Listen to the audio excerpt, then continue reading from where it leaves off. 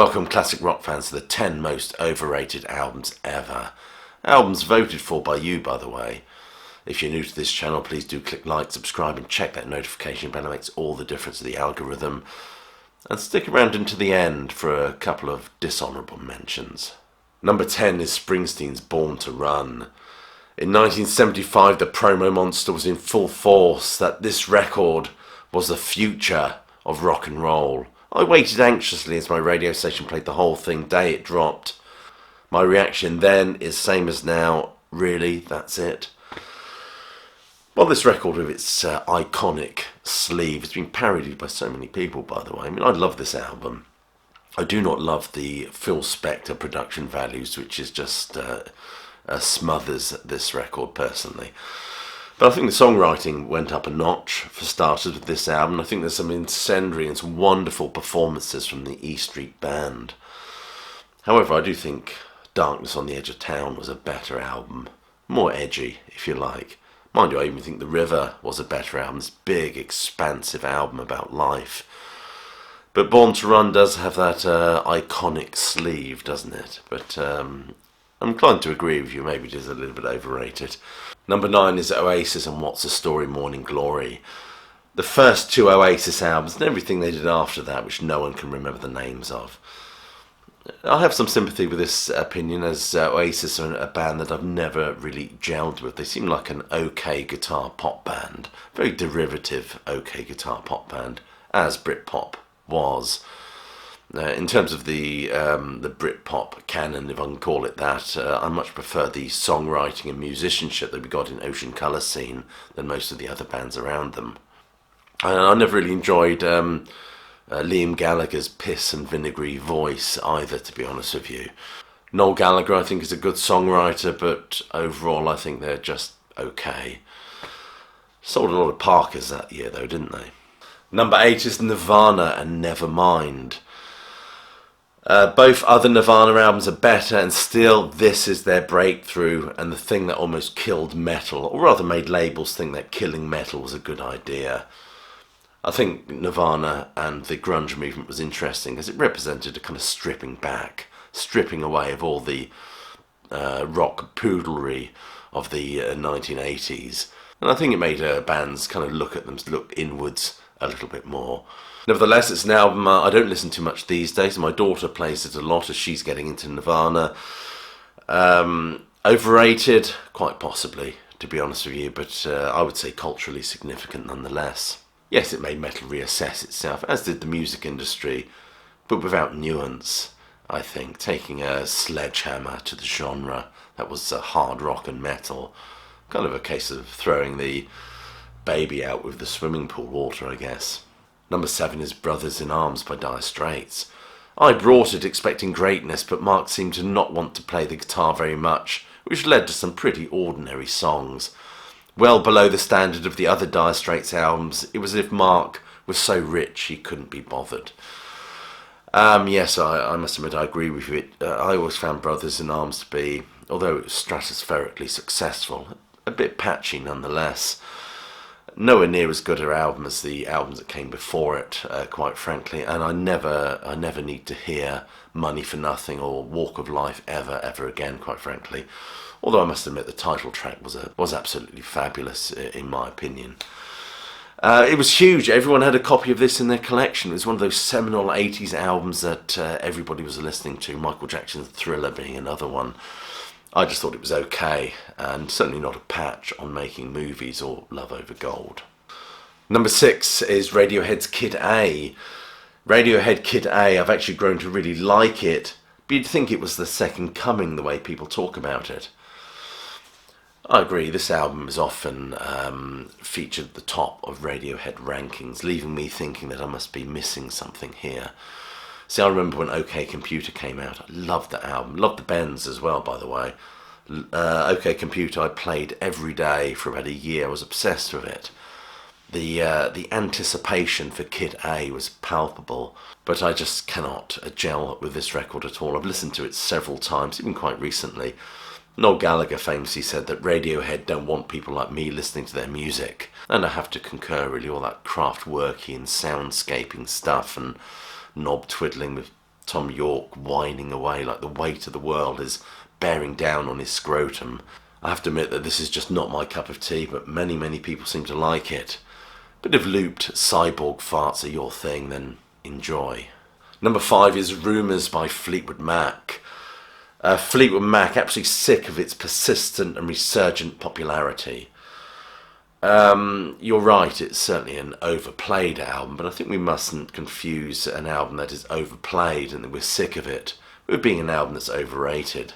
I think this album is beautifully written and performed, and with exquisite production. It's probably one of the best produced albums I've ever listened to. I must admit I particularly like the live version they put out recently. It has a power and an energy when this band were quite young and this material was fresh before it went all stale and limp on us. And I think a lot of that's due to FM radio squeezing the life out of this album.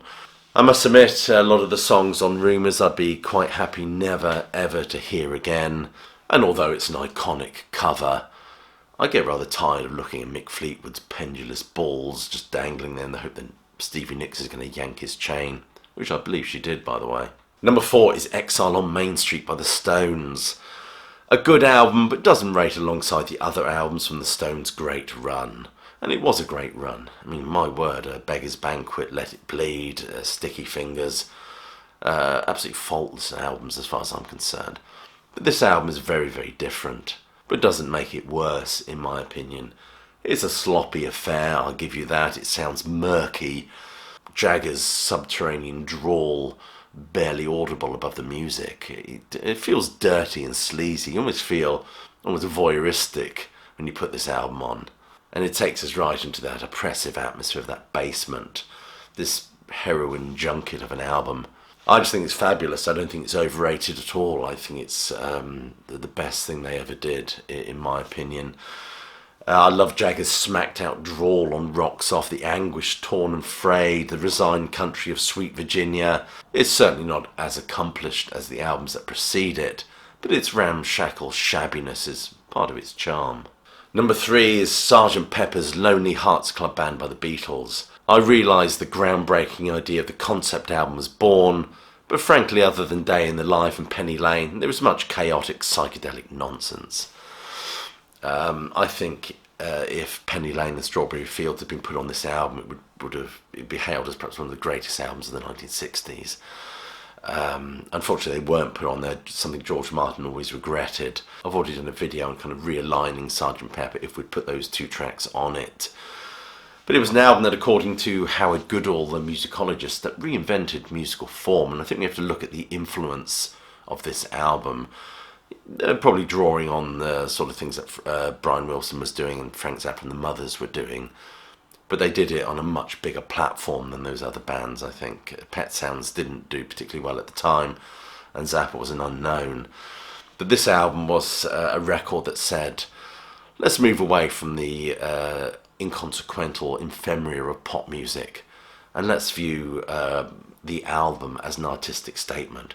What a bold gesture that was, that very much shaped all the music that we've loved ever since this album.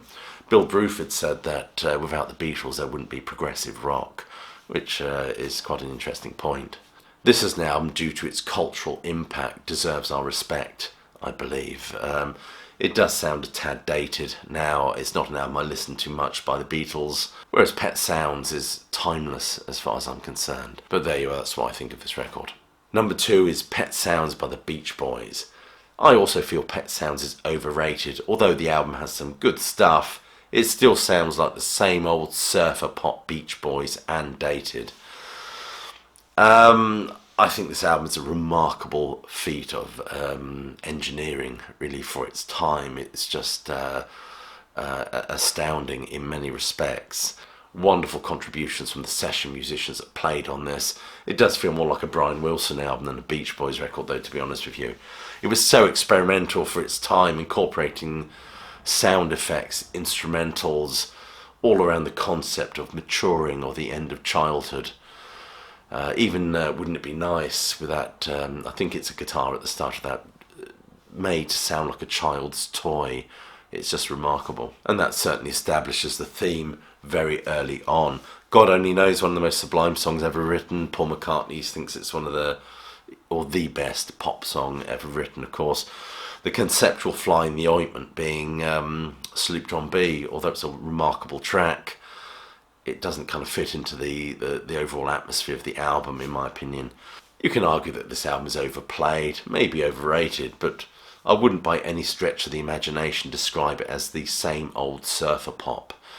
Number 1 is The Wall by Pink Floyd. So many votes for this as being a dreadfully overrated album.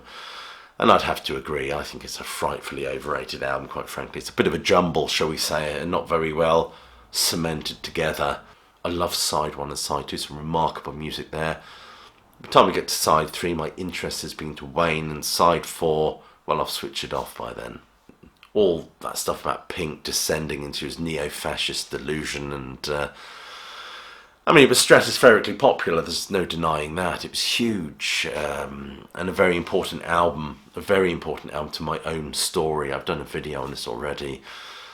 But after I really got into Floyd and started understanding who they were as a band, you know, I tend to prefer their material I prefer Floyd's material from 67 to about 71, really. That's the best Floyd material that I listen to.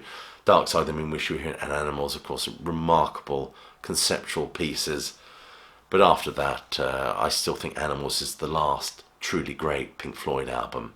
And the solo stuff after the band separate. Gilmour's solo stuff seems a little bit banal. And Waters' solo stuff is a bit patchy. I must admit, I rather enjoy that collaboration he did with Ron Geeson in 1970, Music from the Body. Especially that huge trouser browner at the start of it. I have it on good authority that was actually Rog himself, so there you are. There you are, that's the top 10 overrated albums of all time as voted by you. And a couple that just dropped outside of the top 10, which I feel I need to mention. One is Hotel California by the Eagles. I have to agree with you, I do think this is an overrated album. I've listened to it a few times, but just don't kind of get it really, apart from the title track, which is phenomenally beautiful and enigmatic. But it just seems to be this is the album where that old Henley and Fry axis was beginning to squeeze everybody else out, and the atmosphere in the band was getting really toxic. Personally, I think with the Eagles, a controversial thing to say, but I personally think Desperado is their finest album, the cowboy album, as Glenn Johns called it. Some of you have suggested Dark Side of the Moon is one of the most overrated albums. I don't agree. I think it's an absolutely remarkable piece of work that deserves its place in the rock pantheon. Some have also said that it's more a wonderful feat of sonic engineering than it is an album in itself. Well, I can see that point of view, but again, I don't really agree with it. I think it's this band, if you follow their trajectory, certainly from Atom Heart Mother to Medal, you could see that they were building towards something seismic. And this was it. Anyway, I hope you've enjoyed this video. As I've said before, click like, subscribe, do check that notification bell, and I'll leave you with my closing salvo, which is hope you're well, staying safe, and of course that you keep listening.